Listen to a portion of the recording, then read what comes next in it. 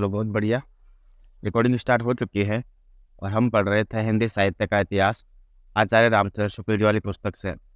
और हम फाइनली वीरगाथा काल, भक्ति काल, रीतिकाल, इन सबको डिटेल में समझते हुए इनके कवियों को, गौण कवियों को, मुख्य कवियों को अच्छे से समझते हुए, इनकी रचनाएं याद करते हुए, इनकी विशेषता याद करते हुए हम आधुनिक काल पर पहुंच चुके थे। और आधुनिक काल में शुरुआत में हमने दो वो प्रकरण पढ़े थे, दो। इनमें हमने देखा था कि खड़ी बोली हिंदी गद्य का विकास कैसे हुआ है और सर्वप्रथम खड़ी बोली गद्य में कौन कौन से ग्रंथ लिखे गए हैं। ठीक है, हमने पद्य की बिल्कुल बात नहीं की है, क्योंकि गद्य खंड और पद्य खंड में दो भागों में बांटा है शुक्ल जी ने आधुनिक काल को। और जैसा कि आपके पास इंडेक्स होगा तो आप इंडेक्स देखोगे शुरू में, जहाँ पे काल विभाग दे रखा है शुक्ल जी ने विशेष सूची के साथ। तो आदि काल में हमने पढ़े 4 प्रकरण। ठीक है, आपको मैंने ऑलरेडी बता रखा है, हर क्लास में लगभग मैं ये चीज़ आपको बताता हूँ। ठीक है ना, कि आदि काल में कैसे हमने 4 प्रकरण पढ़े थे, सामान्य परिचय, अपभ्रंश काव्य, देश भाषा काव्य और फुटकल रचनाएं। फिर भक्ति काल के अंदर भी 6 प्रकरण पढ़े थे। ये भी मैंने सब बता रखा है आपको कि सामान्य परिचय, राम काव्य, कृष्ण काव्य, सूफी काव्य, संत काव्य, फुटकल काव्य। और रीति काल में 3 प्रकरण पढ़े थे हमने, सामान्य परिचय, रीति के ग्रंथकार कवि और रीति के अन्य कवि। ये सारी चीजें मैंने आपको बता रखी है। ठीक है, जब फिर हमने आधुनिक काल शुरू किया तो आधुनिक काल का जो गद्य खंड है ना, उसमें सर्वप्रथम हम पढ़ते हैं सामान्य परिचय, गद्य का विकास। ठीक है, जिसमें सबसे पहले जरूरी तो है ना कि यार गद्य का विकास कैसे हुआ, पहला गद्य कौन सा था, ब्रज भाषा में कैसे श्रृंगार मंडन, श्रृंगार मंजरी ये ग्रंथ लिखे गए थे। तो चंद्रचंद्र वर्णन की महिमा गंग कवि का खड़ी बोली गद्य का पहला ग्रंथ है। परिमार्जित ग्रंथ जो है पहला खड़ी बोली गद्य का, वो अपने राम प्रसाद निरंजन का भाषा योग वशिष्ठ है। ये सारी चीजें हमने पढ़ी। ठीक है, प्रकरण 1 प्रकरण 2 में पढ़ा हमने फिर गद्य साहित्य का आविर्भाव, है ना।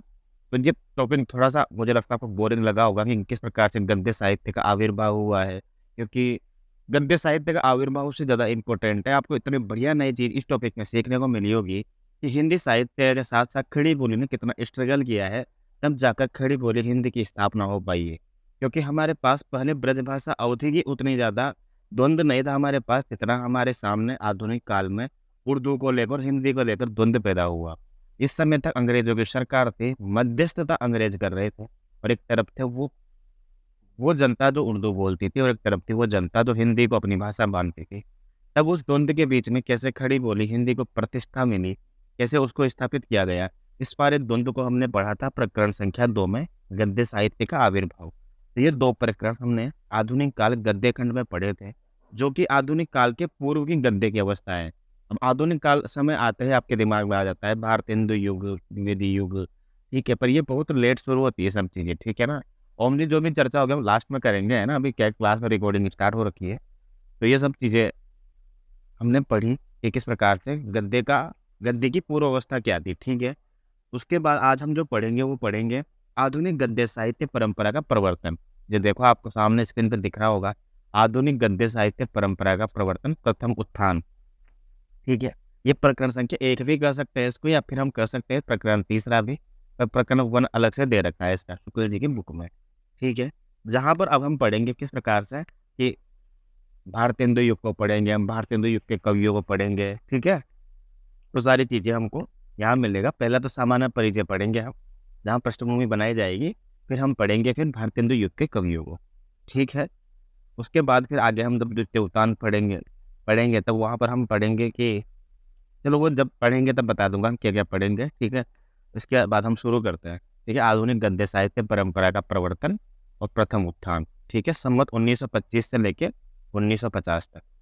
क्योंकि 1925 से लेके 1950 तक क्यों, क्योंकि इससे पहले हम संवत 1900 से लेके 1925 तक आधुनिक काल का जो पूर्व अवस्था है ना गद्य की, वो पढ़कर आ चुके हैं ऑलरेडी। क्योंकि आप संवत 1900 का मतलब समझ रहे हो, आप संवत 1900 का मतलब हो जाएगा 1843 के आसपास। ठीक है ना, जब खड़ी बोली गद्य का उतना ज़्यादा प्रवर्तन नहीं हुआ था। हाँ, थोड़े थोड़ी मात्रा में लिखा जा रहा था, इसलिए हमने सबसे पहले तो उन 4 कवियों को पढ़ा जो युग्म में आगे साथ पढ़ते हैं, इंशाअल्लाह खान सदा सुखलाल नियाज, लल्लू लाल और सदल मिश्र को। फिर हमने 2 राजाओं को पढ़ा, इतिहास के निर्रासक के लेखक और लक्ष्मण सिंह को पढ़ा हमने। ठीक है, राजा शिव प्रसाद को पढ़ा हमने। ये बहुत इंपॉर्टेंट है, मैंने इनकी रचनाएं भी आपको बताई थी, जो कि बहुत महत्वपूर्ण है हमारे सामने। ठीक है, इसके बाद हम बात करते हैं आधुनिक गद्य साहित्य परंपरा का प्रवर्तन, प्रथम उत्थान, प्रकरण 1 गद्य का प्रवर्तन, सामान्य परिचय। ठीक है, अंततः जो हमारा पहला टॉपिक होगा वो होगा सामान्य परिचय। भारतेंदु हरिश्चंद्र का प्रभाव भाषा और साहित्य दोनों पर गहरा पड़ा है। उन्होंने जिस प्रकार गद्य की भाषा को परिमार्जित करके उसे बहुत ही चलता, मधुर और स्वच्छ रूप दिया है, उसी प्रकार हिंदी साहित्य को भी नए मार्ग पर लाकर खड़ा कर दिया है, ठीक है? उनके भाषा संस्कार की महत्ता को सब लोगों ने मुक्त कंठ से स्वीकार किया है और वे वर्तमान हिंदी गद्य के प्रवर्तक माने गए हैं, ठीक है? आप सब अपने पास शुक्ल जी वाली पुस्तक खोल के उसमें से पढ़ सकते हो। मुंशी सदाशिव की भाषा साधु होते हुए भी पंडितापन लिए हुए थी, ठीक है? लल्लू लाल जी में ब्रजभाषा पर और सदल मिश्र में पूर्वीपन था। राजा शिव ये हमने पढ़ लिया था ऑलरेडी कि लल्लू लाल जी जो है गुजराती ब्राह्मण थे, आगरा में रहते थे, परंतु उनकी भाषा में ब्रजभाषा का प्रभाव था। सदल मिश्र जो है उनकी भाषा में पूर्वीपन का प्रभाव था। और साधु बोली किसकी थी? साधु बोली थी सदाशिव लाल नियाज की। और चटकीली मटकीली मुहावरेदार भाषा किसकी थी? इंशाअल्लाह खान की। हम पढ़कर आ चुके हैं।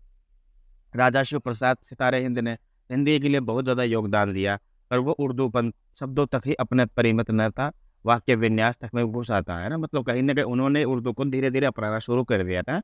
पर उनके साथ ही जो दूसरे राजा थे लक्ष्मण सिंह, उन्होंने अपनी भाषा को विशुद्ध, मधुर तो अवश्य रखी, पर आगरे की बोलचाल की फुट भी उसमें कम नहीं था। वो आ जाता है, वो खुद कभी कोई पता नहीं चलता है ना? पर भाषा का निखरा हुआ सामान्य रूप भारतेंदु की कला के साथ ही प्रकट हुआ है। भारतेंदु हरिश्चंद्र ने पद्य की ब्रजभाषा का ही बहुत कुछ संस्कार किया है। पुराने पढ़े हुए शब्दों को हटाकर काव्य भाषा में भी वही बहुत कुछ चलतापन और सफाई लाए है ना। इससे भी बहुत बड़ा काम उन्होंने ये किया है कि साहित्य को नवीन मार्ग दिखाया है और वे शिक्षित जनता के साहचर्य में ले आए हैं। नई शिक्षा के प्रभाव से लोगों की विचारधारा बदल चली थी। उनके मन में देश हित, समाज हित आदि की नई उमंगें उत्पन्न हो रही थी। काल की गति के साथ-साथ उनके भाव और विचार तो बहुत आगे बढ़ गए थे, पर साहित्य पीछे ही पड़ा था। भक्ति श्रृंगार आदि की पुराने ढंग की कविताएँ होती चली आ रही थी। बीच-बीच में कुछ शिक्षा संबंधी पुस्तकें अवश्य निकल जाती थी, पर देश काल के अनुकूल साहित्य निर्माण का कोई विस्तृत प्रयत्न अभी तक नहीं हुआ था। बंग देश के नए ढंग के नाटकों और उपन्यासों का सूत्रपात हो चुका था। पहले बंग देश में अर्थात बंगाल की तरफ जो है उपन्यासों का सूत्रपात हो चुका था। ठीक है, नए ढंग के नाटकों का, जिनमें देश और समाज की नई रुचि और भावना का प्रतिबिंब आने लगा था, ठीक है।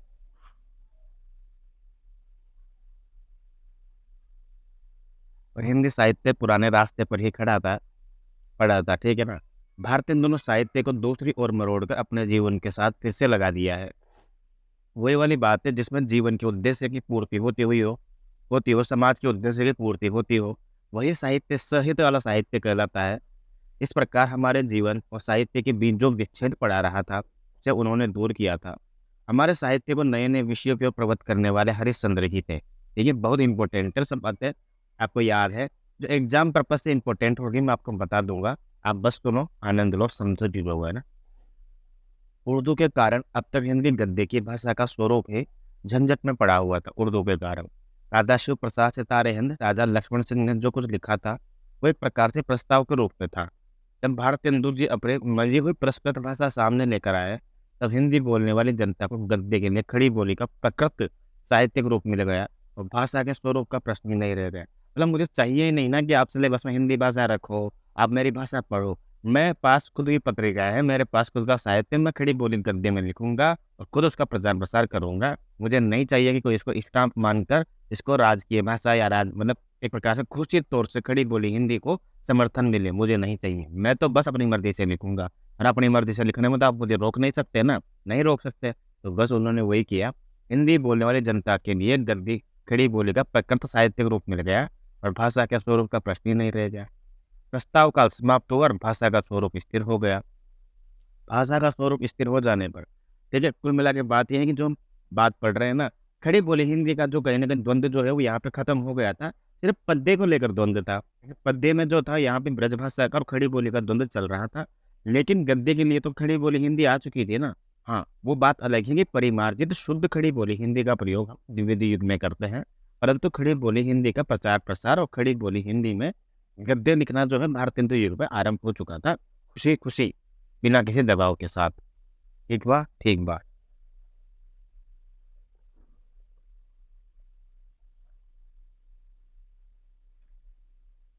भाषा का स्वरूप स्थिर हो जाने पर जब साहित्य की रचना कुछ परिमाण में वो लेती है, तभी श्रेणियों का भेद, लेखक की व्यक्तिगत विशेषताएँ आदि लक्षित होती हैं, ठीक है? संख्या बढ़ गई मतलब परिमाण हुआ।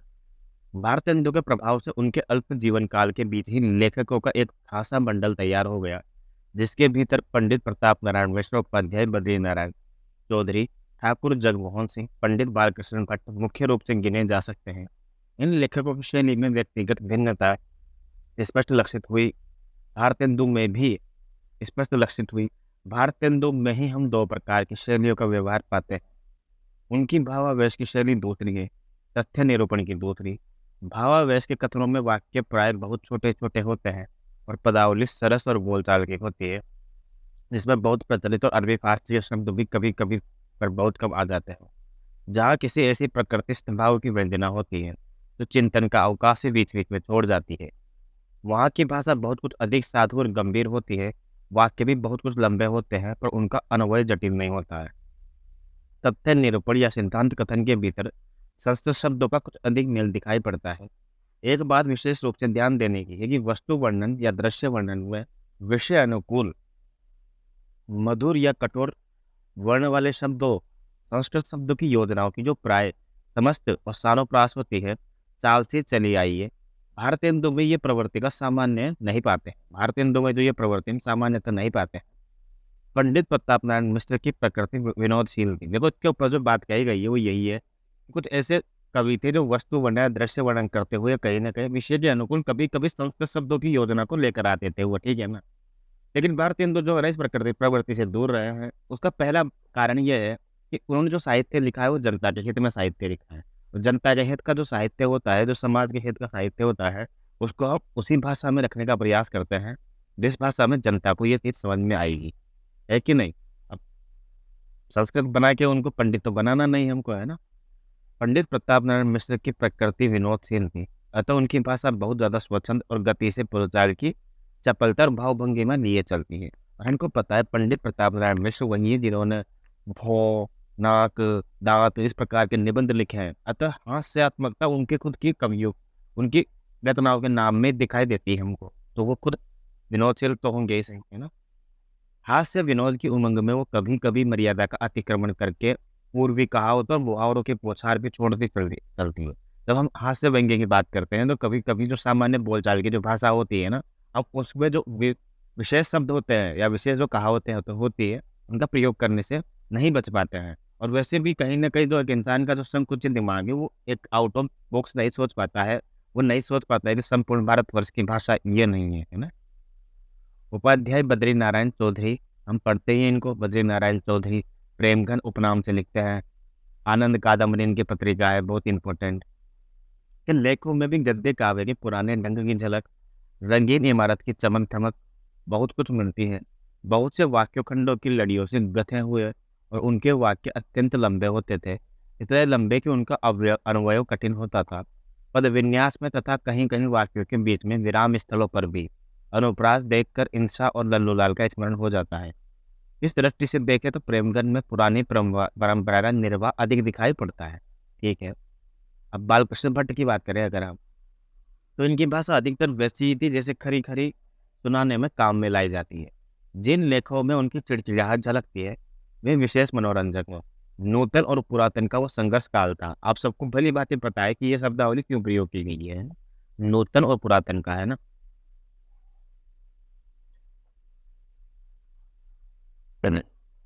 इसमें भट्ट जी को चिढ़ाने की पर्याप्त सामग्री मिल जाया करती थी। समय के प्रतिकूल पुराने बद्ध मूल विचारों को उखाड़ने और परिस्थिति के अनुकूल नए विचारों को जमाने में उनकी लेखनी सदा तत्पर रहती थी। सही बात है, यहाँ पर समाज में अंग्रेजों ने अपना पांव पसारना स्टार्ट कर दिया गया है। ईस्ट इंडिया कंपनी ने अपनी खून पीना स्टार्ट कर दिया है। लोगों में जो है समाज में हमारा जो स्थान ही नहीं रह गया है, गरीबी अपनी हद तक बढ़ रही है, देखा जाए तो लोगों का शोषण हो रहा है, विविध पुरानी प्रथा अभी तक भी चल रही है और तुमको नायिका भेद लिखने से फुर्सत नहीं मिल रही है, ऐसा है बिल्कुल। तो अभी तक भी वही नायिका के सौंदर्य का वर्णन करते जा रहे हो। अभी तक भी तुम कवि तो सवैया के लिखते जा रहे हो जहाँ पर तुम बस नायिका के चंगुल में फंसे हुए हो। तो बस भाषा की उनकी चटपटी, तीखी और चमत्कारपूर्ण होती थी, इसीलिए होती थी वो। ठाकुर जगमोहन सिंह की शैली शब्द शोधान और अनुप्रास की प्रवृत्ति के कारण चौधरी बद्री नारायण जी की शैली से मिलती जुलती है, पर उसमें लंबे वाक्यों की जटिलता नहीं पाई जाती।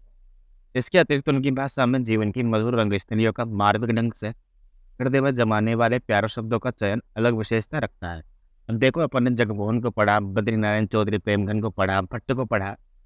अब देखो कायदे से तो यहाँ प्रश्न बन सकता है कि ये किस कवि के संदर्भ में कहा गया है, पर मैं खुद बताऊंगा आपको कि कहाँ पे इंपॉर्टेंट आएगी इनकी पंक्तियाँ, ठीक है ना।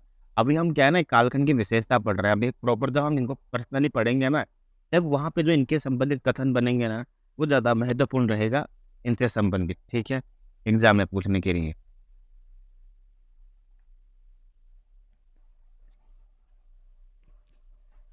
हरिश्चंद्र काल के सब लेखकों ने अपनी भाषा की प्रकृति की पूरी परख थी। संस्कृत के ऐसे शब्द और रूपों का व्यवहार वे करते थे जो शिष्ट समाज के बीच प्रचलित चले आते हैं। जिन शब्दों या उनके जिन रूपों में केवल संस्कृत भाषा ही परिचित होते हैं और जो भाषा प्रवाह के साथ ठीक चलते नहीं है, उनका प्रयोग वे बहुत औचट में पढ़कर ही करते थे। उनकी लिखावट में न क्या लिखा हुआ है, ये उवेमान है ना, पता नहीं क्या लिखा है, उवेमान और अवसाद ऐसे शब्द मिलते हैं। न औदार्य का शोक कर रहे हैं, न बरोखे ऐसे रूप है ना, पता नहीं मुख्य ऐसे, पता नहीं क्या लिखा हुआ है यहाँ पे, थोड़ा स्पष्ट नहीं दिख रहा, पर कोई काम की चीज होती तो मैं जरूर बताता है ना। भारतों के समय में ही देश के कोने कोने में हिंदी लेखक तैयार हुए जो उनके निदान के उपरांत भी बराबर साहित्य सेवा में लगे रहते थे। इम्पोर्टेंट है ये भी कि अपने अपने विशेष क्षेत्र के अनुकूल रूप हिंदी को देने में सबका हाथ रहा। धर्म संबंधित विषयों पर लिखने वाले में जैसे कि अंबिका दत्त व्यास का नाम प्रमुख है। उन्होंने साहित्य शास्त्रीय विषयों को व्यक्त करने में संवाद पत्रों में राजनीतिक बातों को सफाई के साथ साथ सामने रखने में हिंदी को लगाया। सारांश यह है कि उस काल में हिंदी का शुद्ध साहित्य उपयोगी रूप ही नहीं, व्यवहार उपयोगी रूप भी निखर के आया था। यहाँ तक तो भाषा और शैली की बात हुई। अब लेखकों की दृष्टि क्षेत्र में उनका मानसिक अवस्थान लीजिए। हरिश्चंद्र तथा उसके समसामयिक लेखकों में जो एक सामान्य गुण लक्षित होता था, वह है सजीवता या जिंदा दिली का। सब में हास्य या विनोद की मात्रा थोड़ी या बहुत पाई जाती है। राजा शिव प्रसाद या राजा लक्ष्मण सिंह भाषा पर अधिकार रखने वाले झंझटों से दबे हुए स्थिर प्रकृति के लेखक थे, ठीक है। उन्हें वह चपलता और स्वच्छंदता और उमंग नहीं पाई जाती है जो हरिश्चंद्र मंडल के लेखकों में पाई दिखाई पड़ती है। शिक्षित समाज में संचालित भावों को भारतेंदु के सहयोगियों ने बड़े अनुरंजनकारी के रूप में ग्रहण किया है। सबसे बड़ी स्मरण रखने की बात यह है कि पुराने लेखकों के हृदय का मार्मिक संबंध भारतीय जीवन के विविध रूपों के साथ साथ पूरा बना हुआ था। भिन्न भिन्न ऋतुओं में पड़ने वाले त्योहारों उनके मन में उमंग उठाते थे और परंपरा से चलते हुए आमोद प्रमोद के मेले उनमें कौतूहल जगाते थे, प्रफुल्लता लाते थे। आजकल के समान उनका जीवन देश के सामान्य जीवन से विच्छिन्न नहीं था। विदेशी अंधाड़ों ने उनकी आंखों में इतनी धूल नहीं झोंकी थी कि अपने देश का रूप रंग उन्हें सुधार ही नहीं पड़ा। काल की गति में देखते थे, सुधार के मार्ग भी उन्हें सोचते थे, पर पश्चिम की एक एक बात के अभिनय को वे ही उन्नति का पर्याय नहीं समझते थे। प्राचीन और नवीन संधि स्थल पर खड़े होकर वे दोनों का जोड़ इस प्रकार मिलाना चाहते थे कि नवीन और प्राचीन का प्रवर्धित रूप प्रवर्तित प्रतीत न होकर न कि ऊपर लपेटी हुई वस्तु उसमें महसूस हो, ठीक है ना। देखो बहुत इंपॉर्टेंट बात ये है, हजार बार एग्जाम पूछेगा, ये आपको भली बात ही पता होगा कि विलक्षण बात यह है कि आधुनिक गद्य साहित्य की परंपरा का प्रवर्तन नाटकों से हुआ है। अब शुक्ल जी ने क्या कहा है, ये सबसे विलक्षण आधुनिक काल के सबसे विलक्षणकारी घटना जो कहा है ना, सबसे पहले तो कहा है, वो कहा है गद्य का आविर्भाव। आधुनिक काल की सबसे विलक्षणकारी घटना शुक्ल जी ने किसको कहा है, गद्य का आविर्भाव। और दूसरा आ जाएगा गद्य के आविर्भाव में भी किस विधा को सबसे ज्यादा विलक्षणकारी घटना कहा है, वो है नाटक। अर्थात जब नाटकों का परिवर्तन हुआ, नाटकों का प्रवर्तन हुआ। सबसे बड़ी बात बताऊं मैं आपको क्या है, नाटकों का परिवर्तन जो भारतेंदु युग में जितने प्यारे तरीके से, जितना बढ़िया तरीके से हुआ था, ये बढ़िया तरीके से नाटक न तो द्विवेदी युग में लिखे गए हैं, न ही प्रसाद युग में लिखे गए हैं। प्रसाद युग में सीमित नाटक लिखे गए हैं और बहुत ही बेहतरीन नाटक बहुत कम लेखकों ने लिखे हैं, जैसे प्रसाद जी ने और एक दो लोगों ने लिखे। लेकिन भारतेंदु युग में जो नाटक का प्रतिष्ठित रूप निकल कर आता है, वैसा फिर कभी दोबारा नहीं निकल के आया है। तो विलक्षण बात यह है कि आधुनिक गद्य साहित्य में परंपरा का प्रवर्तन नाटकों से हुआ है। भारतेंदु के पहले नाटक के नाम से जो दो चार ग्रंथ ब्रजभाषा में लिखे गए थे, उन्हें महाराज विश्वनाथ सिंह के आनंद रघुनंदन नाटक को छोड़कर और किसी में नाटकत्व नहीं था। तो मैं आपको जब व्यतिकाल पढ़ा रहा था, तब मैंने आपको आचार्य महाराज विश्वनाथ सिंह बताए थे, जब मैंने कहा था कि इनका आनंद रघुनंदन नाटक जो है, हम आधुनिक काल में भी इसकी चर्चा करेंगे, तो आपको याद होना चाहिए ये, ठीक है ना, आनंद रघुनंदन, ठीक है। हरिश्चंद्र ने सबसे पहले एक नाटक लिखा था 1968 के आसपास, 1868 के आसपास, सॉरी। हरिश्चंद्र ने सबसे पहले विद्या सुंदर नाटक का बांग्ला से सुंदर अनुवाद हिंदी में अनुवाद करके 1925 में प्रकाशित करवाया। ठीक है, अब 1925 की हेर-फेर में अपन को नहीं पढ़ना है, ना तो संवत में आपको याद करना है, ना ही ईस्वी में याद करना है। जब हम हिंदी साहित्य का इतिहास पढ़ते हैं तो इन सब चीज़ों पे हम विस्तार से चर्चा करते हैं, और हम दोबारा से हिंदी साहित्य के इतिहास की क्लासेस स्टार्ट करेंगे जल्दी ही, जहाँ पे हम पूरा ही इस पे ही पढ़ेंगे, ठीक है, यूट्यूब पे वीडियो के साथ पढ़ेंगे। पहले टेलीग्राम पे ऑडियो पढ़ते थे, अब वीडियो के साथ पढ़ेंगे, ठीक है। हरिश्चंद्र ने सबसे पहले विद्या सुंदर नाटक का बांग्ला से सुंदर अनुवाद इतने टाइम में प्रकाशित किया था। उसके पहले वे प्रवास नाटक लिख रहे थे, पर वो पूरा नहीं हुआ। उन्होंने आगे चलकर भी अधिकतर नाटक ही लिखे। अब मुझे ये बताइए, कभी आ जाए प्रवास नाटक का संबंध किस लेखक से है? तो प्रवास नाटक का संबंध किससे है भाई? भारतेंदु हरिश्चंद्र से संबंध। कहाँ दिया हुआ है? शुक्ल जी जैसी पुस्तक जो गीता और रामचरितमानस के बराबर है, उस पुस्तक में लिखा हुआ है, तो क्या किसी एग्जाम में नहीं आए? ऐसा कभी हो सकता है क्या? कभी नहीं हो सकता। तो प्रवास नाटक जो है शुक्ल जी लिख रहे थे, और वो अधूरा ही रह गया। प्रताप नारायण और बद्रीनारायण चौधरी घन घन ने भी उनका ही अनुसरण किया है। खेद के साथ कहना पड़ता है कि भारतेंदु के समय में धूम से चली हुई नाटकों की वो परंपरा आगे चलकर बहुत कुछ शिथिल पड़ गई है। बहुत इंपॉर्टेंट है ये बात। किसने कही है ये पंक्तियाँ? शुक्ल जी ने। और आपने नोटिस किया होगा हमेशा कि किसी पैराग्राफ की पहली पंक्तियाँ और अंतिम पंक्तियाँ ज़्यादातर एग्जाम में पूछी जाती है। तो रिवीजन करते वक्त अगर आप पहली पंक्तियाँ भी ऊपर से देख जाए तो आपको काफ़ी ज़्यादा हेल्प हो जाएगी, है ना? तो ये पंक्तियाँ आ सकती हैं, याद रखना कि खेद के साथ कहना पड़ता है कि भारतेंदु के समय में धूम से चली हुई नाटकों की वह परंपरा आगे चलकर बहुत शिथिल पड़ गई। ये शुक्ल जी कहते हैं। बाबू रामकृष्ण वर्मा बंग भाषा के नाटकों का, जैसे वीर नारी पद्मावती, कृष्ण कुमारी का सिलसिला बहुत कुछ चलाते रहे। इस उदासीनता का कारण उपन्यासों की और दिन दिन बढ़ती हुई रुचि के अतिरिक्त अभिनयशालों का अभाव भी कहा जा सकता है। अभिनय द्वारा ही नाटकों की ओर रुचि बढ़ती है और उनका अच्छा प्रसार होता है। नाटक एक प्रकार का दृश्य काव्य है, उनका बहुत कुछ आकर्षण अभिनय अवलंबित रहता है। उस समय नाटक खेलने वाले जो व्यवसायिक पारसी कंपनियां थी, वे उर्दू छोड़ हिंदी नाटक को खेलने को तैयार नहीं थी। ऐसी दशा में नाटकों की और हिंदी प्रेमियों का उत्साह कैसे रह सकता था, भला बताइए? भारतेंदु जी, प्रताप नारायण जी, बद्री नारायण उद्योग करके अभिनय का प्रबंध किया करते थे, और कभी कभी स्वयं भी पार्ट लेते थे। पंडित शीतला प्रसाद त्रिपाठी, 1000% लिख के पीछे परसेंटेज लगा लो, 1000 लिख के पीछे परसेंटेज। ये पंडित शीतला प्रसाद त्रिपाठी करत जानकी मंगल नाटक।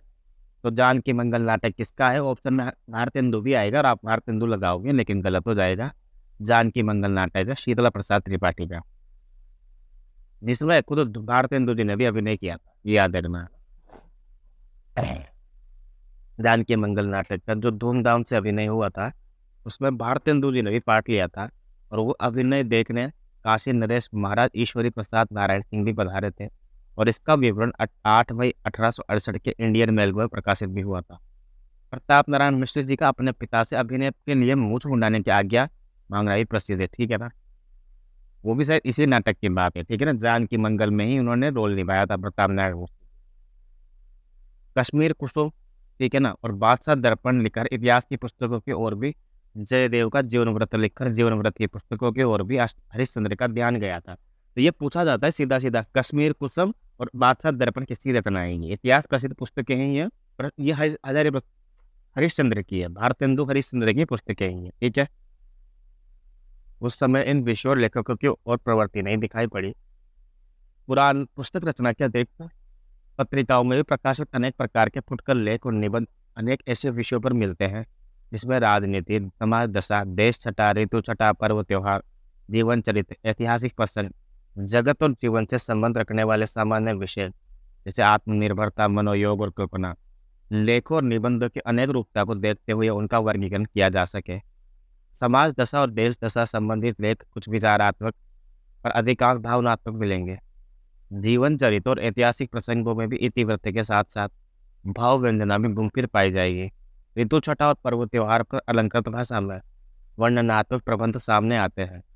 जगत और जीवन से संबंध रखने वाले सामान्य विषयों के निरूपण में विरल विचारखंड कुछ उक्ति व चित्रे के साथ बिखरे मिलेंगे, और शैली की व्यक्तिगत विशेषताएं थोड़ी बहुत लेखकों में ही पाई जाएगी। जैसा कि कहा जा चुका है कि हास्य विनोद की प्रवृत्ति इस काल के प्राय सभी लेखकों में थी। प्राचीन और नवीन के संघर्ष के कारण उन्हें हास्य के अवलंबन दोनों पक्षों में मिलते थे। इस प्रकार बात बात में बाप दादा की दुखाई देने वाले, धर्म के आडंबर की आड़ में दुराचार छिपाने वाले पुराने खूसट उनके विनोद के लक्ष्य थे। उसी प्रकार पश्चिमी चाल ढाल की ओर मुंह के बल गिरने वाले फैशन के गुलाम भी थे। ठीक है, कोई काम की बात नहीं है, जो कि काम की बात होगी मैं आपको विस्तार से समझाऊंगा। ठीक है, देखो नाटकों और निबंधों की बात हमने की, तो और विशेष झुकाव रहने पर भी बंग भाषा भी की देखा देखी नए ढंग के उपन्यासों की ओर भी ध्यान जा चुका था। अंग्रेजी ढंग का मौलिक उपन्यास पहले पहल हिंदी में लाला श्रीनिवास दास का परीक्षा गुरु ही निकला था। अब ये पंक्तियाँ हजार बार पूछी जाती है, हालांकि मैं ये नहीं कहूँगा आपको याद नहीं है, पर ये सेम टू सेम पंक्तियाँ पूछी जाती है। इन पंक्तियों के लेखक कौन है? शुक्ल जी। लाला श्रीनिवास दास का परीक्षा गुरु जो है, अंग्रेजी ढंग का मौलिक उपन्यास पहले पहल हिंदी में परीक्षा गुरु ही निकला था। ठीक है, उसके पीछे राधाकृष्ण दास ने निस्सहाय हिंदू भी लिखा है, बालकृष्ण भट्ट ने नूतन ब्रह्मचारी लिखा है। और जब मैं आपको नरेंद्र पढ़ाता हूँ, चाहे पांडे वाली बुक पढ़ाता हूँ, चाहे नोट्स पढ़ाता हूँ, तो इन उपन्यासों को मैं विशेषकर इंपॉर्टेंट लगाता हूँ कि राधाकृष्ण दास निस्सहाय हिंदू, बालकृष्ण भट्ट के नूतन ब्रह्मचारी और 100 अजान एक सुजान वेरी वेरी इंपॉर्टेंट है। उस समय तक बंग भाषा में बहुत से अच्छे उपन्यास निकल चुके थे, अतः साहित्य के इस विभाग की शून्यता शीघ्र हटाने के लिए अनुवाद आवश्यक प्रतीत हुआ। हरिश्चंद्र ने अपने पिछले जीवन में बंग भाषा के एक उपन्यास के अनुवाद में हाथ लगाया था, पर पूरा नहीं हो सका। अब हम पढ़ते हैं ना हरिश्चंद्र के उपन्यास क्यों नहीं मिलते, इसलिए नहीं मिलते हैं ना। पर उनके समय में ही प्रताप नारायण मिश्र और राधाचरण गोस्वामी ने कई उपन्यासों के अनुवाद किए थे। तदनंतर बाबू गदाधर सिंह ने बंग विजेता और दुर्गेश नंदनी का अनुवाद किया था, बहुत बढ़िया। और संस्कृति कादम्बरी की कथा भी उन्होंने बांग्ला के आधार पर लिखी थी। पीछे तो बाबू राधाकृष्ण दास ने, बाबा अच्छा बाबू बाबू कार्तिक प्रसाद खत्री ने और बाबू रामकृष्ण वर्मा ने बांग्ला के उपन्यासों के अनुवाद की जो परंपरा चलाई वो बहुत दिनों तक चली। इन उपन्यासों में देश के सर्वमान्य जीवन के बड़े मार्ग चित्र रहते थे। ठीक है ना। प्रथम उत्थान का अंत होते होते अनुदित उपन्यासों का तांता बन गया था, पर पिछले अनुवादकों का अपनी भाषा पर वैसा अधिकार नहीं हुआ था। अधिकांश अनुवादक प्राय भाषा पर ठीक अवधिंदी रूप देने में असमर्थ रहे थे। कहीं कहीं तो बांग्ला के शब्द और मुहावरे ज्यों के त्यों रख दिए थे, जैसे कांदना, सिंहरना, धा धो, आगे जलना, छल छल आंसू गिराना। इन अनुवादों से बड़ा भारी काम ये हुआ कि नए ढंग के सामाजिक और ऐतिहासिक उपन्यासों से के ढंग का अच्छा परिचय हो गया और स्वतंत्र उपन्यास लिखने की प्रवृत्ति और योग्यता उत्पन्न हो गई। बहुत बढ़िया यार, क्योंकि जितने ज़्यादा अनुवादित पढ़ेंगे हम या फिर जितने भी मौलिक पढ़ेंगे, तो फिर मौलिक उपन्यास और सामाजिक और ऐतिहासिक उपन्यास ढंग जो है लिखने का, स्वतंत्र उपन्यास लिखने की प्रवृत्ति तो अपने आप पैदा होगी। जाहिर सी बात है ये तो, है ना। हिंदी गद्य की सर्वोत्तमुखी गति का अनुमान इसी से हो सकता है। तभी तो मैं कोई चीज़ कहता हूँ, जब भी आप कोई चीज़ पढ़ना शुरू करो और आपको पता है या नहीं पता है कि इम्पोर्टेंट है या नहीं है, गुड़ है या गोबर है, क्योंकि हमको नहीं पता होता शुरू में। हमारे लिए शुरू में भारतेंदु हरिश्चंद्र और रामकृष्ण वर्मा सारे के सारे बराबर हैं हमारे लिए, हमको नहीं पता होता कि किसको इम्पोर्टेंट है। तो उसके लिए सबसे बेस्ट चीज़ यही है कि पढ़ना शुरू किया तो बस पहले पढ़ो। अगर किसी टीचर को पढ़ रहे हैं तो वहाँ पढ़ो पहले, और किसी बुक को पढ़ रहे हैं तो पहले पढ़ो, PYP पे फोकस करो, प्रीवियस पेपर। फिर उसके अनुसार आपको ऑटोमेटिकली दिमाग खुलता जाएगा, दिमाग में ऑटोमेटिकली चीज़ें आती जाएगी, कौन सी चीज़ पढ़नी है, कौन सी चीज़ छोड़नी है। हिंदी गद्य की सर्वोत्तमुखी गद्य का अनुमान इसी पर, पहले यह कंटिन्यूटी जरूरी है पहले, है ना। हिंदी गद्य की सर्वोत्तमुखी गद्य का अनुमान इसी से हो सकता है। 2500 पत्रिकाएं हरिश्चंद्र के जीवन काल में निकली हैं। जैसे मैं बता दूंगा कौन सी इंपॉर्टेंट है। अल्मोड़ा अखबार, हिंदी दीप्ति प्रकाश, बिहार बंधु, सदादर्श वेरी इंपॉर्टेंट है, दिल्ली से निकलती थी, पूछा जाता था ये ना, सदादर्श कहाँ से निकलती है। ठीक है, अब बताओ लाला श्रीनिवास दास की सदादर्शी क्यों पूछी जाती है भाई? क्योंकि लाला श्रीनिवास दास का परीक्षा गुरु पहला उपन्यास है, तो अपने आप में बड़ा नाम हो गया ना ये। तो बड़े नाम की तो सारी चीज़ें इंपॉर्टेंट होती है। तो दिल्ली से निकलती थी सदादर्श। काशी पत्रिका ये इंपॉर्टेंट नहीं है। भारत बंधु इंपॉर्टेंट है, तोताराम की निकलती थी। भारत मित्र इंपॉर्टेंट है, ये कलकत्ता से निकलती थी। हिंदी प्रदीप इंपॉर्टेंट है, हिंदी प्रदीप 1877 में प्रकाशित होना शुरू हुई, बालकृष्ण भट्ट की है ये, वेरी वेरी इंपॉर्टेंट है। हिंदी प्रदीप 1877। ठीक है। आर्य दर्पण मुक्तावर सिंह की है ना, मुक्तावर सिंह की। सार सुधानिधि सदानंद मिश्र की, स से सार, स से सुधानिधि, स से सदानंद की। उचित वक्ता छोड़ दो। सज्जन कीर्ति सुधाकर हमेशा पूछी जाती है, उदयपुर से निकलती है। इसका तो ये पूछता है कि ये निकलती कहाँ से, उदयपुर से। ठीक है ना। राजा सज्जन सिंह वो तहत है हमारे मेवाड़ में, उदयपुर में, उनसे संबंधित है ये, उदयपुर में है ना। मिलान करने के लिए एक बार आया था यूजीसी नेट में, पता नहीं कौन से एग्जाम में आया था, शायद हिडन प्रोफेसर में या फिर किसी एंट्रेंस में आया था। सज्जन कीर्ति सुधाकर, दूध सुधादर्श और ये सारे दे रखे थे, और इधर इनके जगह दे रखी थी कहाँ से निकलते हैं, ठीक है। आनंद कादम्बनी वहाँ से निकलेगा जहाँ से इसके लेखक होंगे। तो आनंद कादम्बनी के प्रकाशक कहाँ से थे? मिर्जापुर से। तो मिर्जापुर से निकलेगी ना भाई। जैसे हिंदी प्रदीप इलाहाबाद से निकलती है, ये देखो कहाँ है, ये रही इलाहाबाद, प्रयाग, ठीक है ना। तो बालकृष्ण भट्ट भी वहाँ से थे, इसलिए है ना।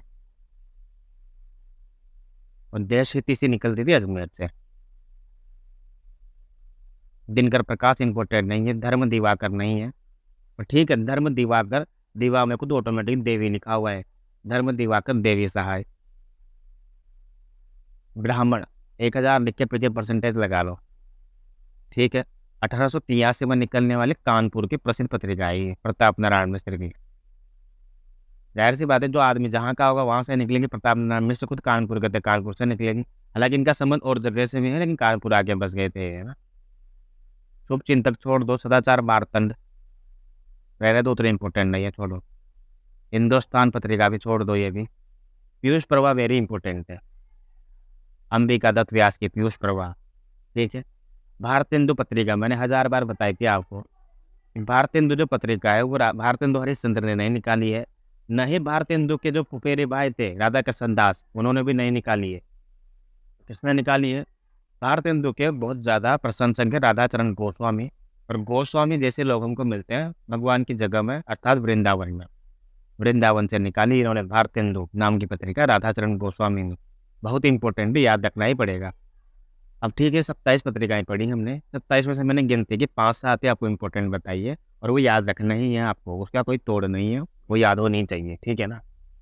इनमें से अधिकांश पत्र पत्रिकाएं तो थोड़े बहुत दिन में बंद हो गई थी, कुछ ने लगातार बहुत दिनों तक लोकहित साधन और हिंदी की सेवा की है, जैसे बिहार बंधु, भारत मित्र, भारत जीवन, मुक्ति वक्त, दैनिक मार्तंड, हिंदुस्तान आर्य दर्पण, ब्राह्मण, हिंदी प्रदीप। मित्र विलास जो है सनातन धर्म का समर्थक पत्र था, जिससे पंजाब में हिंदी प्रचार का बहुत काम हुआ था। ब्राह्मण, हिंदी प्रदीप और आनंद कादम्बनी साहित्यिक पत्र है, जिसमें सुंदर और मौलिक गद्य, प्रबंध और कविताएं निकलती थी। इन पत्र पत्रिकाओं को बराबर आर्थिक कठिनाइयों का सामना करना पड़ा। हिंदी प्रदीप तो बहुत बार बंद हो गई थी। ब्राह्मण के संपादक मिश्र जी थे, तो ग्राहकों से चंदा मांगने के लिए कभी कभी पत्र में इसकी यातना करते थे। तो ये पंक्तियाँ 1000 बार पूछी गई है, 1000 लिख के परसेंटेज लगा लो कि किस पत्रिका के अंदर सर्वप्रथम या फिर पृष्ठ पे या प्रथम पेज पे ये पंक्तियाँ छपी हुई मिलती है, जब उनको मतलब बचे हुए पैसे मांगने होते हैं। तो ये ब्राह्मण पत्रिका की बात है, ये है ना। ब्राह्मण पत्रिका के संपादक कौन है? प्रताप नारायण मिश्र। कि 8 मास बीते जजमान, अब तो करो दक्षिणा दान। वैसे भी अगर मान लो दक्षिणा वगैरह हमको चाहिए होती है, तो ब्राह्मण जो लोग हैं हमसे वो दक्षिणा मांगने आते हैं, ठीक है ना। तो आप किसी प्रकार की भाषा से या किसी प्रकार की टिक से आप इसको याद कर सकते हो, पर ये याद होना ही चाहिए, ठीक है ना। चाहे इसके लिए आप बिल्कुल सो के याद करो, लेट के याद करो, बैठ के याद करो, खड़े होके याद करो, नहा धो के कैसे भी याद करो, बस याद होना ही चाहिए। बाबू कार्तिक प्रसाद खत्री ने हिंदी संवाद पत्रों के प्रचार के लिए, और 4 बार एग्जाम में फेल होकर याद करोगे तो भी कोई दिक्कत नहीं है मुझे। पंडित कार्तिक प्रसाद खत्री ने हिंदी, फिर तो अपने आप ही याद हो जाएगी चीज़ें। बाबू कार्तिक प्रसाद खत्री ने हिंदी संवाद पत्रों में प्रचार के लिए बहुत उद्योग किया था। उन्होंने संवत 1928 में हिंदी दीप्ति प्रकाश नामक एक संवाद पत्र और प्रेम विलासिनी नाम की पत्रिका भी निकाली, ठीक है। तो चर्चा करते हैं पर खुशी, एक बार अनम्यूट कर लो आप, है ना, मतलब म्यूट कर लो। तो ये कोई इतना खास इंपॉर्टेंट नहीं है, जो भी महत्वपूर्ण चर्चा होगी मैं आपको विस्तार से समझाऊंगा अभी। बाबू कार्तिक प्रसाद खत्री ने हिंदी संवाद पत्रों का लिए बहुत उद्योग किया था। हिंदी दीप्ति प्रकाश और एक प्रेम विलासिनी नाम की पत्रिका निकाली थी। देखो कभी मैंने हिंदी दीप्ति प्रकाश को और प्रेम विलास को कभी देखा नहीं है एग्जाम में। इस हिसाब से बड़ा नाम है बाबू कार्तिक प्रसाद खत्री, उस हिसाब से आ सकता है।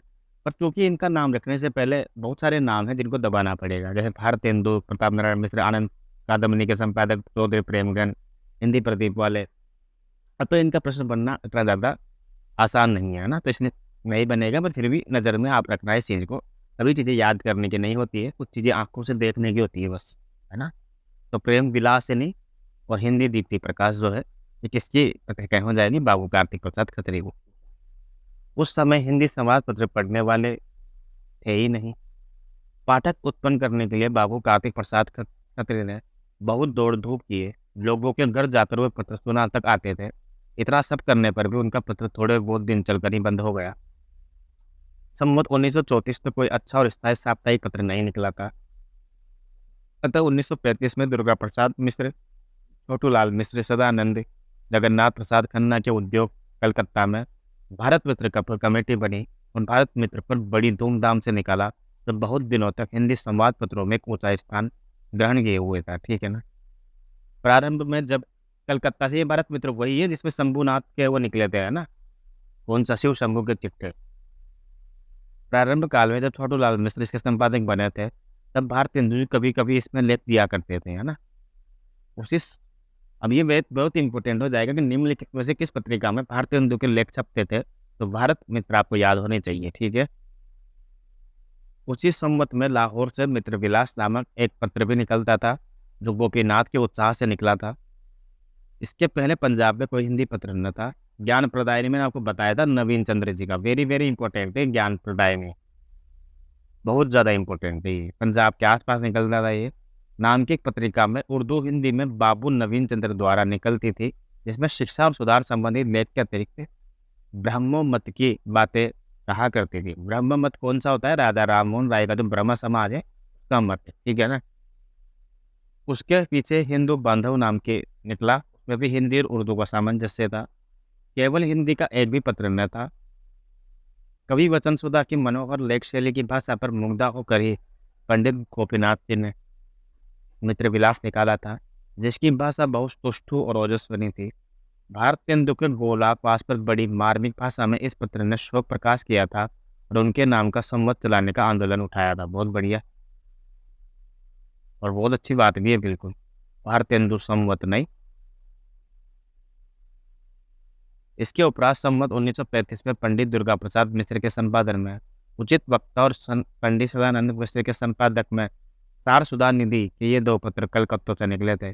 इन दोनों महाशयों ने, कुछ भी इंपॉर्टेंट नहीं है, जो भी होगा मैं खुद बता दूंगा, लोड नहीं लेने का।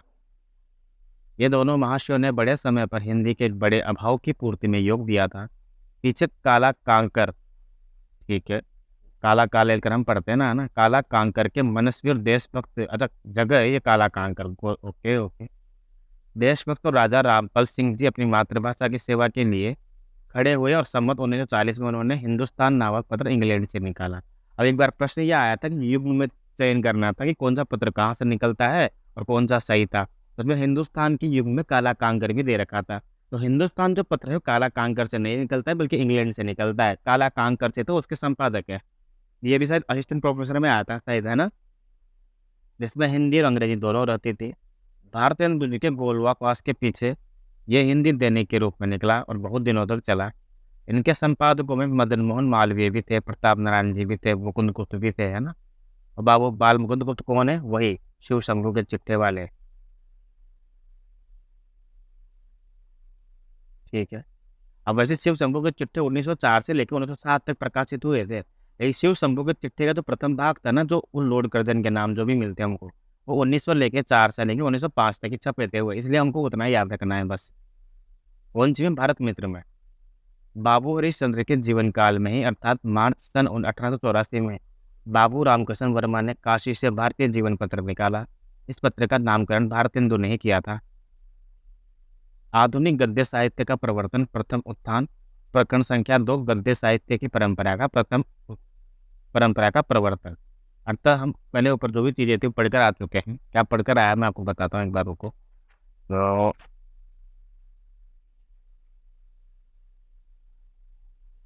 ठीक है, बिल्कुल, कि आधुनिक गद्य में जो है गद्य साहित्य का परिवर्तन कैसे हुआ था। गद्य साहित्य के परिवर्तन में जो आधुनिक काल के जो शुरुआती लेखकगण हैं और जो पत्रिकाएं उन्होंने निकाली, उनके बारे में हमने चर्चा की है। ठीक है। और उनके बारे में थोड़ा सा, उनकी लेखनी के बारे में भी हमने चर्चा की है। जैसे भारतेंदु हो गए, प्रताप नारायण मिश्र हो गए, क्योंकि इनकी भाषा और इनकी लेखनी जो है वो पुराने लेखक, यानी कि जो अपने थे ना राजा शिव प्रसाद और लक्ष्मण सिंह से अलग थी। क्योंकि उस टाइम पे उनके ऊपर द्वंद्व था कहीं ना कहीं, उनको हिंदी को बचाना था, हिंदी को प्रतिष्ठा दिलानी थी। इसलिए उनको मजबूरी में लिखना पड़ा, कैसे भी लिखना पड़ा, पर उनको ज़बरदस्ती खड़ी बोली हिंदी लिखनी पड़ी थी। उनके साथ एक संघर्ष भी चल रहा था। लेकिन भारतेंदु जी ने, प्रताप नारायण मिश्र ने, बद्री नारायण ने, अंबिका दत्त जी ने स्वतंत्र रूप से लिखा, खड़ी बोली हिंदी में लिखा और अपनी-अपनी पत्रिकाओं में छापा। अपने लेखक खुद ने, अपने जो पाठक है वो खुद ने पैदा किए इन्होंने, और खड़ी बोली को एक अच्छा साहित्यिक रूप प्रदान किया। साथ ही खड़ी बोली को अच्छा साहित्य रूप प्रदान करने के साथ-साथ इन्होंने नए हिंदी के पाठक भी पैदा किए और नई-नई पत्रिकाओं के लिए लोगों का मनोबल भी बढ़ाया। इसलिए हमने महत्वपूर्ण पत्रिकाएँ भी इस काल की पढ़ी और महत्वपूर्ण कवि भी हमने इस काल के पढ़े। महत्वपूर्ण कवि, महत्वपूर्ण पत्रिकाओं के साथ हमने ये भी देखा था कि विभिन्न प्रकार की विधाओं में किस प्रकार से काम हुआ है। जैसे हमने देखा कि नाटक में अच्छा-सा काम हुआ, उपन्यास में काम नहीं हुआ तो उसका कारण भी हमने पढ़ा क्यों नहीं हुआ, और थोड़ा बहुत हुआ तो वो कैसे हुआ, वो भी हमने पढ़ा। ठीक है? इसके अलावा जो बाकी विधाएँ होती हैं ना, बाद की बात होती है, जैसे निबंध हो गई, आलोचना हो गई, ये तो बाद की चीज़ें होती है, ठीक है ना?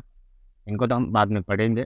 पर हाँ, ऐसा नहीं कि निबंध और आलोचना क्षेत्र में काम नहीं हुआ है, वो भी हुआ है। लेकिन सर्वप्रथम हमको क्या पढ़ना था कि गद्य साहित्य का आविर्भाव। तो निबंध में हो, चाहे नाटक में हो, आलोचना में हो, उपन्यास में हो, गद्य तो गद्य ही है ना।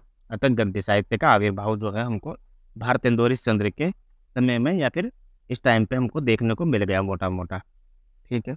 अब जो दूसरा है हमारा गद्य का प्रवर्तन, इसका नाम भी प्रथम उत्थान ही है, ठीक है ना?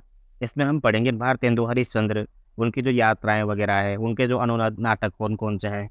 इसके बाद इनकी सारी पत्रिकाएँ पढ़ेंगे हम, फिर किस पत्रिका का क्या-क्या योगदान है, कितने इन्होंने नाटक लिखे हैं, ये सारी बातें हम इसमें डिस्कस करेंगे, ठीक है? 310 से लेके 330 तक ये है। तो थोड़ा बहुत तो पढ़ लेते हैं, कोई दिक्कत नहीं है, है ना? या रहने देते हैं? थोड़ा-सा तो पढ़ लेते हैं, ठीक है ना? तो 5 पेज या फिर तो 5 मिनट पढ़ लेते हैं, ठीक है? 11:53 हो गए, 12 बजे तक पढ़ लेते हैं, दूसरा वाला, ठीक है?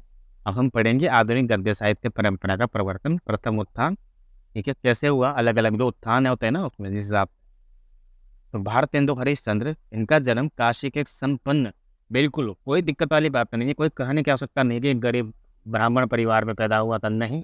सभी विद्वान जो है गरीब ब्राह्मण परिवार में पैदा हो, आवश्यक नहीं है। कुछ होते हैं भारतेंदु हरीशचंद्र जैसे, जो एकदम आराम से चाहते थे ऐसी लाइफ जी सकते थे अपनी, जो मतलब देखने लायक होती है एक प्रकार से। पर उन्होंने अपना सारा योगदान जो है समाज के लिए, देश के लिए, हिंदी के लिए उन्होंने अपना जीवन जो है एक प्रकार से कुर्बान कर दिया, देखा जाए तो। भारतेंदु हो या रवींद्रनाथ टैगोर हो, कोई कमियाँ नहीं थी, एकदम इतने बड़ी थी कि अंग्रेज लोगों को वो उधार दे सकते थे, इतने ज़्यादा पैसे वाले लोग थे। खास करके रवींद्रनाथ टैगोर के पास तो बहुत पैसा था। सेम अम्बेडकर जी ऐसे इंसान हुए हैं जिनके पास भी कोई कमी नहीं थी। हाँ, उनका जीवन जो है द्वंद्व से गुजरा है, संघर्ष से गुजरा है शुरुआती। लेकिन एक टाइम बाद उनके पास भी इतना पैसा था, ठीक-ठाक पढ़ाई करनी थी, उन्होंने बहुत ज़्यादा पीएचडी हासिल कर ली थी। चाहते तो वो अपना जीवन जो है आराम से एसी में बैठकर गुज़र-बसर कर सकते थे। पर उन्होंने समाज हित, देश हित जो है उसको चुना, ठीक है ना? भारतेंदु हरीशचंद्र का जन्म काशी में होता है, काशी, ठीक है? बनारस में। ये एक संपन्न वैश्य कुल में भाद्र शुक्ल 5 संवत 1907 मतलब 1850 में हुआ और मृत्यु 35 वर्ष की अवस्था में हो गई थी 1885 में। संवत 1922 में ये परिवार के साथ जगन्नाथ जी गए। उसकी यात्रा में उनका परिचय बंग भाषा देश के नवीन साहित्यिक प्रगति से हुआ। अब बड़ी बात ये आती है कि जब हमने नए साहित्य को पढ़ा, नए उपन्यासों को पढ़ा, तो हम वहाँ से क्या कर सकते हैं, कॉपी कर सकते हैं कि चलो ये बहुत बढ़िया लिख रहे हैं। क्या देखो देवदासी लिखा है, वाह वाह! क्या जिस प्रकार से नायक और नायिका के बीच में, नायिका के प्रेम में नायक सब शराब में डूबा हुआ है, क्या बात है, बहुत बढ़िया एक प्रकार से। कितना प्रेम में कितना द्वंद्व है, कॉपी कर सकते हैं। लेकिन नहीं, उस विधा को अपने क्षेत्र में लाकर, अपने क्षेत्र की दुविधा को जानकर, अपने क्षेत्र का विशेष के बारे में जो भी साहित्य में सबसे ज़्यादा सटीक बैठेगा, उस विधा में लिखने का काम भारतेंदु जी ने किया। अर्थात वहाँ से वो लेके तो आए नाटक वगैरह, उपन्यास वगैरह है, पर उन्होंने अपने समाज की जो दशा में डिमांड क्या है मेरी जनता की, उस डिमांड को समझकर फिर उन्होंने लेखन आरंभ किया। कैसे? इस संवत 1922 में ये अपने परिवार के साथ-साथ जगन्नाथ जी गए और उसकी यात्रा में उन्होंने परिचय बंग देश की नवीन साहित्य प्रगति से हुआ। उन्होंने बांग्ला के नए ढंग के सामाजिक, देश-देशांतर संबंधित ऐतिहासिक, पौराणिक नाटक और उपन्यास आदि लेख देखे और हिंदी में वैसी पुस्तकों के अभाव का अनुभव किया। संवत 1925 में उन्होंने विद्यासुंदर नाटक बांग्ला से अनुवाद करके प्रकाशित किया। इस अनुवाद में उन्होंने हिंदी गद्य के बहुत ही सुडोल रूप का आभास दिया। इसी वर्ष उन्होंने कवि वचन सुधा 1868 में प्रकाशित होने वाली पहली पत्रिका है इनकी। किनकी? भारतेंदु हरिश्चंद्र जी की कवि वचन सुधा नाम की एक पत्रिका भी निकाली, जिसमें पहले पुराने कवियों की कविताएं छपा करते थे, फिर पीछे गद्य के लेख भी रहने लगे थे। 1930 में उन्होंने हरिश्चंद्र मैगजीन, बिल्कुल हरिश्चंद्र मैगजीन जो है 1883 में छपना स्टार्ट हुई थी, तो 1883 में ही हरिश्चंद्र चंद्रिका नाम में कन्वर्ट हो गई थी।